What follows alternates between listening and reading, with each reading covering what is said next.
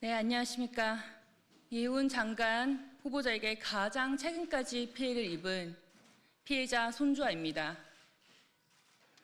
저는 오늘 당과 당원들을 기반하고 이재명 정부의 초대 기획예산처 장관으로 지명된 이혜훈 전 당협위원장의 민낯을 말씀드리고자 이 자리에 섰습니다.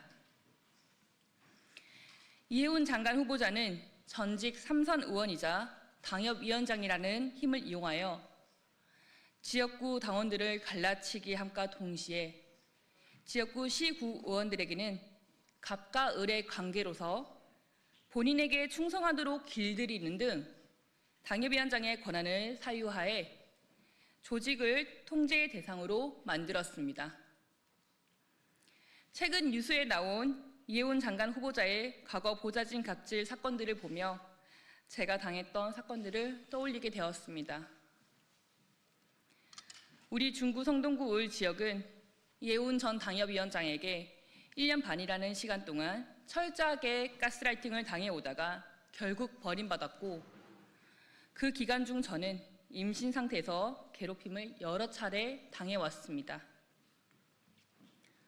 사건은 2024년 4월 이혜훈 전 당협위원장 본인 총선 과정에서 해당 행위로 국민의힘에서 제명당한 기초의원을 선거 캠프에 합류시키려는 일이 있었습니다.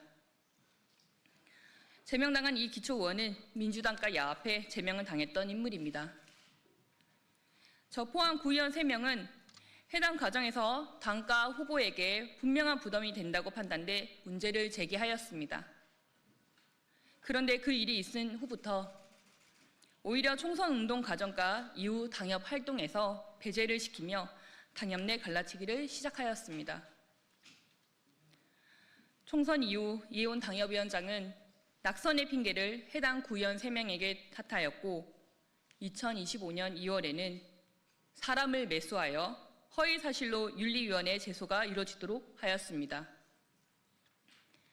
당시 저는 임신 초기였습니다. 작은 스트레스에도 매우 조심스러운 시기라 허위 사실에 대한 소명으로 끝낼 것이라 생각하여 크게 신경 쓰지 않으려고 노력했습니다.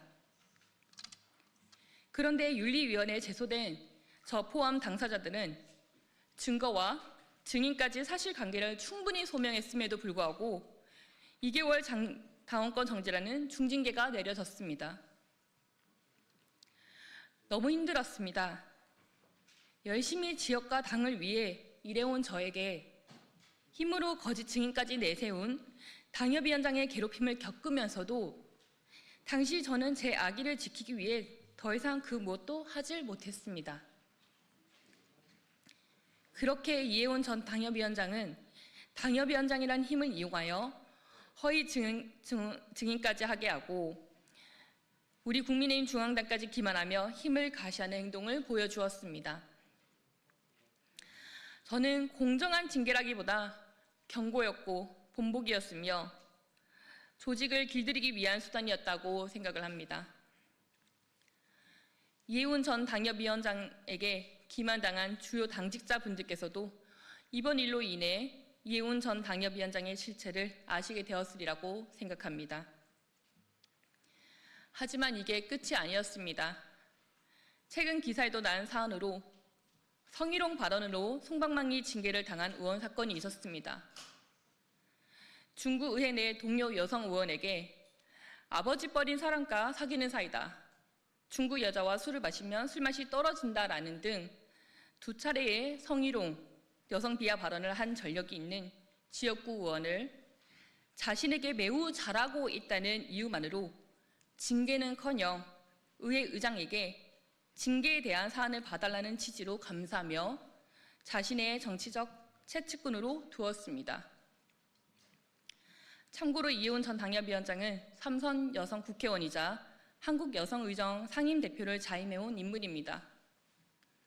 성희롱, 여성 비하를 옹호하는 이러한 행태는 한국여성의정 상임대표 스스로 내세워온 한국여성의정의 가치와 책임을 정면으로 부정한 것이라 평가할 수밖에 없습니다. 이렇게 국민의 신뢰를 얻어야 하며 원칙 위에 서야 할 공직 후보자가 비판을 억압하고 복종을 강요하는 방식으로 조직을 운영해 왔다면 과연 그에게 더 큰 공적 권한을 맡겨도 되는지 우리는 묻지 않을 수가 없습니다. 이번 이재명 정부에서 이해운 전 당협위원장에게 내린 인사는 기획예산처 장관 자리입니다. 하지만 이해운 기획예산처 장관 후보자는 그 자리에 걸맞은 인사가 아닙니다. 2025년 12월 26년도 예산을 심사하고 있을 시 당시 이해운 전 당협위원장은 국민이 간절히 요구해온 자원 재활용 처리장 현대화 사업 및 공영주차장 건립 사업 예산에 대해서 일부 의원들에게 예산 삭감을 유도하고 이를 통해 같은 당 중구청장이 다음 지방선거에서 정치적으로 불리한 상황이 조성될 수 있도록 하였다는 취지의 제보가 있었습니다. 이는 중구의 발전이나 당의 승리를 위한 판단이 아니라 특정 정치인의 이해관계를 관철하기 위해 지역 정책과 예산을 수단화하려 한 행위로 볼 수밖에 없습니다.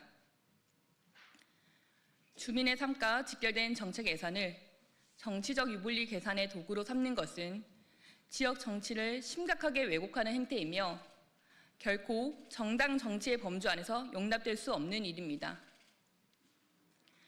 이러한 행태를 자행해온 이해운 장관 후보자가 기획예산처 장관이 된다면 개인적인 감정으로 예산을 다루게 될 것이 분명합니다.